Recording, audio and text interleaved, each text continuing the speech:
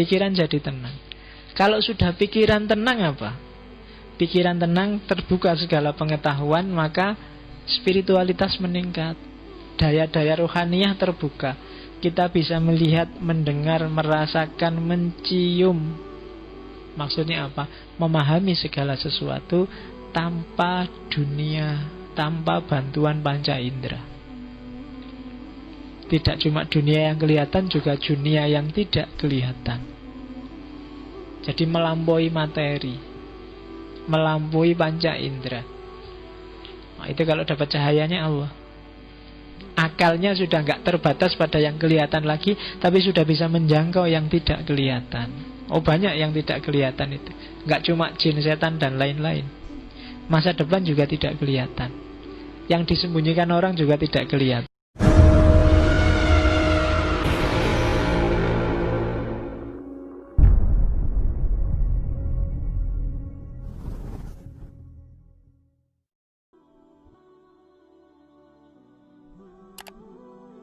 Syaratnya cahaya ada 3. Selain cahayanya harus ada, tidak ada yang menghalangi, tidak ada hijabnya.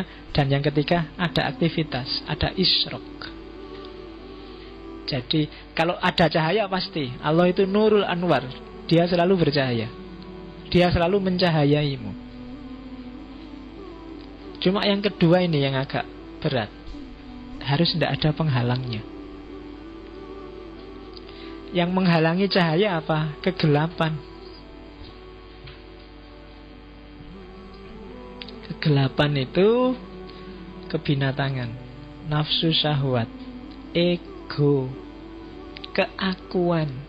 Oh, ini yang berat itu kan.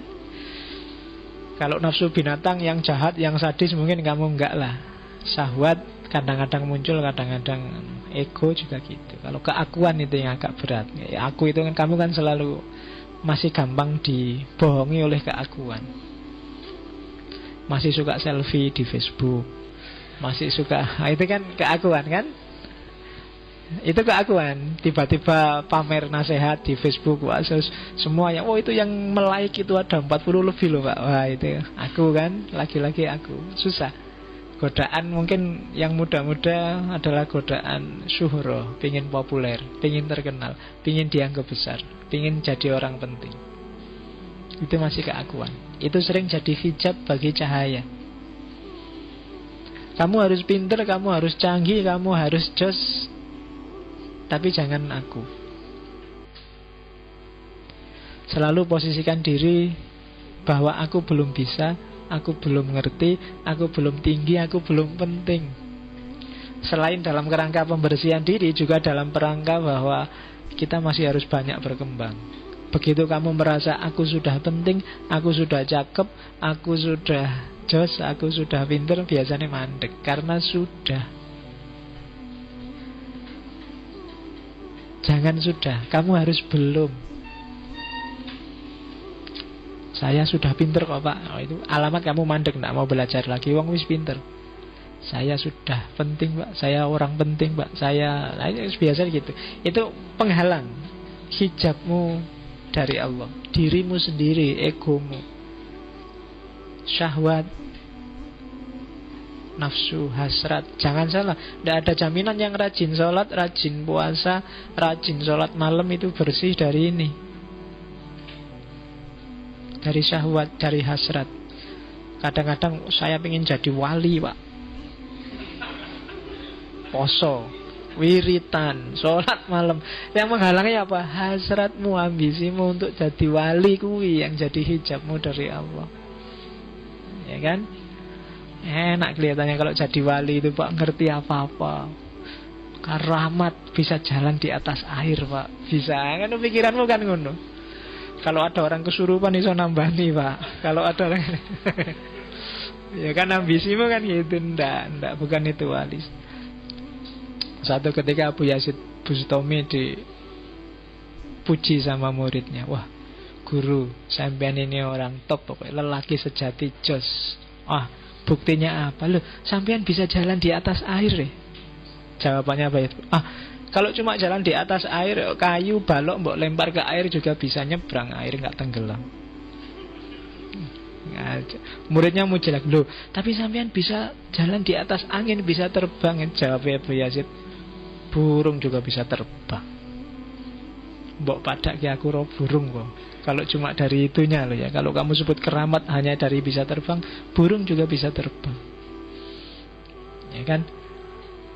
Tapi sampean bisa meramal masa depan. Dukun juga bisa, setan juga bisa, jin juga bisa. Apa istimewanya bisa meramal masa depan? Nyerah wis murid. Lah terus apa tuh guru yang jadi orang besar, jadi wali, jadi lelaki sejati?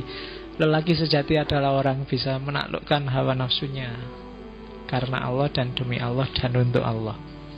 Itu Bayazid Bustami. Ya kan? Yo kalau kita sedang berusaha ke sana, insya Allah yo latihan lah, ditaklukkan sebentar-sebentar dirimu.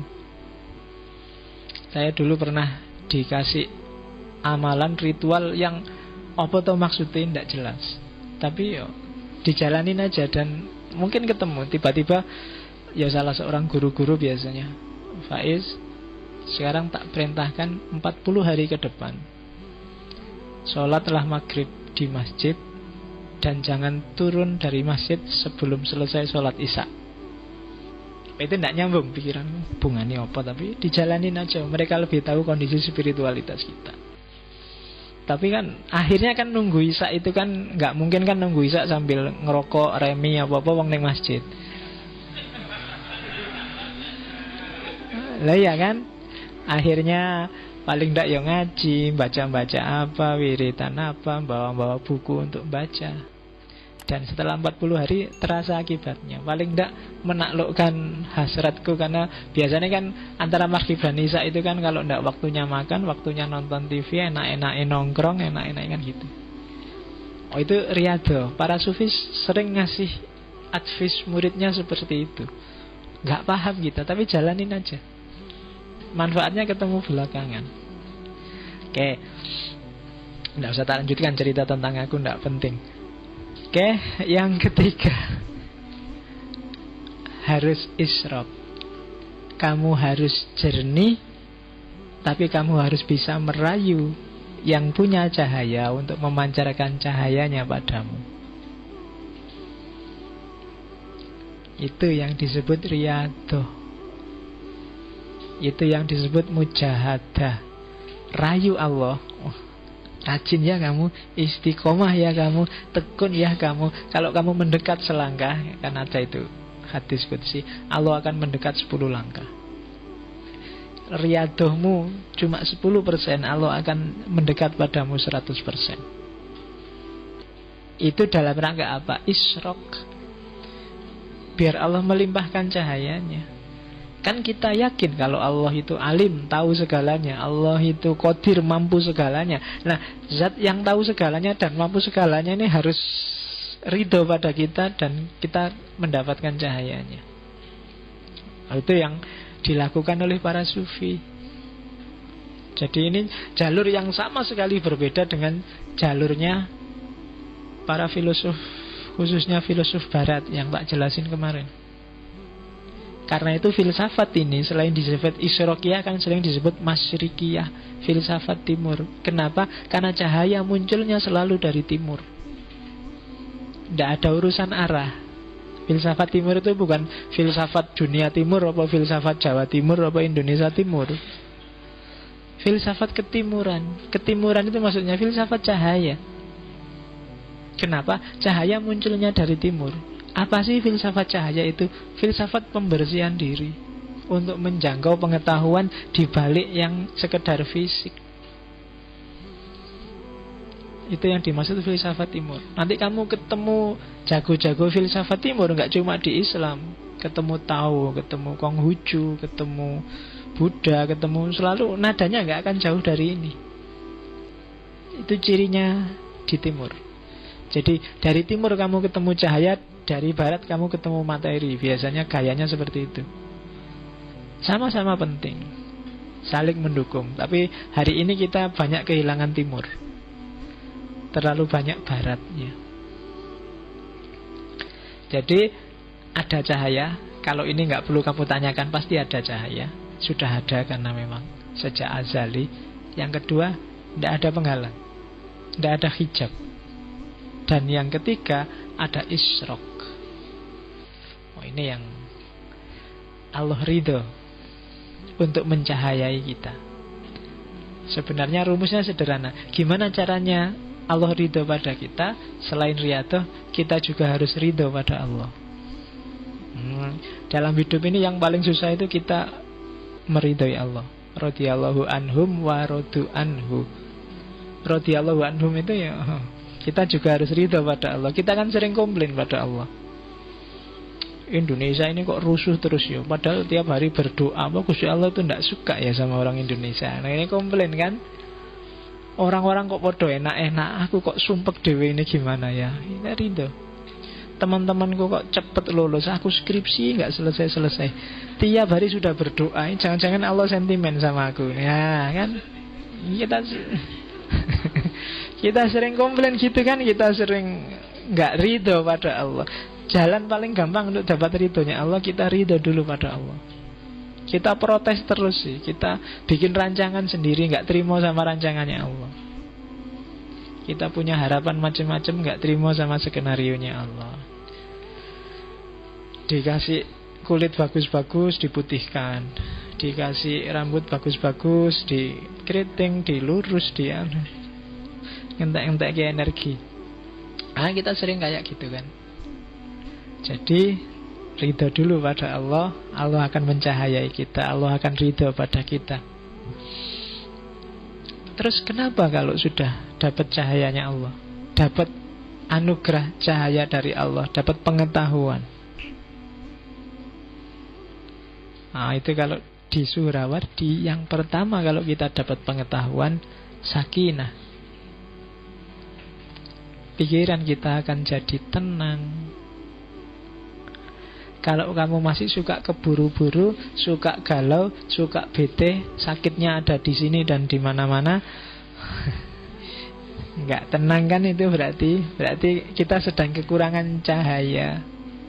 Kalau HP itu perlu dicas. Casnya apa? Cahayanya Allah. Biar nggak kehabisan energi. Pikiran jadi tenang. Kalau sudah pikiran tenang apa? Pikiran tenang, terbuka segala pengetahuan, maka spiritualitas meningkat, daya-daya rohaniah terbuka. Kita bisa melihat, mendengar, merasakan, mencium. Maksudnya apa? Memahami segala sesuatu tanpa dunia, tanpa bantuan panca indera. Tidak cuma dunia yang kelihatan, juga dunia yang tidak kelihatan. Jadi melampaui materi, melampaui panca indera. Itu kalau dapat cahayanya Allah. Akalnya sudah nggak terbatas pada yang kelihatan lagi, tapi sudah bisa menjangkau yang tidak kelihatan. Banyak yang tidak kelihatan itu. Nggak cuma jin, setan, dan lain-lain. Masa depan juga tidak kelihatan. Yang disembunyikan orang juga tidak kelihatan. Kalau sudah bisa menjangkau, melampaui dunia materi, keuntungannya apa? Kita lebih mudah melepaskan diri dari materi. Apa sih sumber kegalauan, sumber kesumpekan kita selama ini sehingga kita tidak tenang? Kalau tidak tenang, pengetahuan pasti tidak bisa masuk, karena kita banyak terikat oleh yang materi dan indrawi. Coba kamu cek isi pikiranmu, isi batinmu yang bikin kamu galau apa? Pasti urusan materi dan indrawi. Duit habis, tugas belum selesai, dikejar-kejar harus cepat lulus, pacar urung duwe padahal S2 mau lulus. Terus lelai ya kan, itu kan urusan indrawi, urusan materi semua, bikin kamu galau. Dan kamu nggak bisa keluar dari sana apa? Karena pikiranmu, batinmu nggak bisa melampaui itu. Mentoknya cuma di situ. Kalau kamu sudah bisa melampaui itu, membersihkan batinmu lebih mudah, karena kamu nggak terikat lagi. Membuang yang tidak terikat kan lebih gampang dibandingkan yang kamu melekat di sana. Jadi mudah membersihkan diri. Kalau sudah bersih, kamu bisa nyambung sama Maha Cahaya.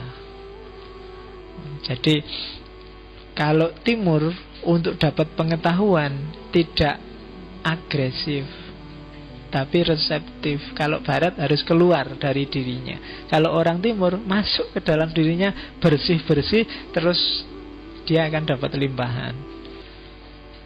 Kalau orang barat lebih capek karena dia harus keluar, sibuk mengejar. Itu pun tidak pasti kebenaran hasilnya. Biasanya spekulasi, terminal-terminal sementara. Sehingga ketika sudah capek baru mikir, kok aku capek-capek gini, keliru mungkin jalannya, baru balik. Itu yang terjadi hari ini kan, sehingga barat merasa haus spiritualitas, merasa teralienasi. Alienasi itu kan keyword nomor 1 untuk memahami peradaban yang disebut modern, yang rasional. Alienasi itu berarti manusia yang terasing dari dirinya, nggak kenal lagi aku sebagai manusia. Dia nggak paham. Kenapa? Karena selama ini terlalu sibuk keluar, sehingga lepas, tidak bisa ngopeni memahami dirinya sendiri. Kebalikannya sama timur. Ya ada plus minusnya, tapi itu tipenya.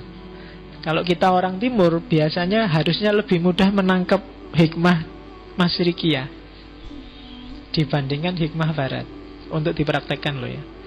Kenapa di Jawa itu lebih gampang kebatinan untuk tumbuh? Karena memang kebatinan mentalnya mental timur, dunia batin. Kalau materialisme agak berat. Oke, kalau kamu jadi orang Jawa, jadi orang Indonesia kok materialistik, itu biasanya agak berat. Makanya yang lebih sukses jadi materialis itu kan orang-orang barat, orang Amerika, orang Eropa. Karena memang tipikalnya mereka di sana. Cuma gaya kita bukan gaya itu.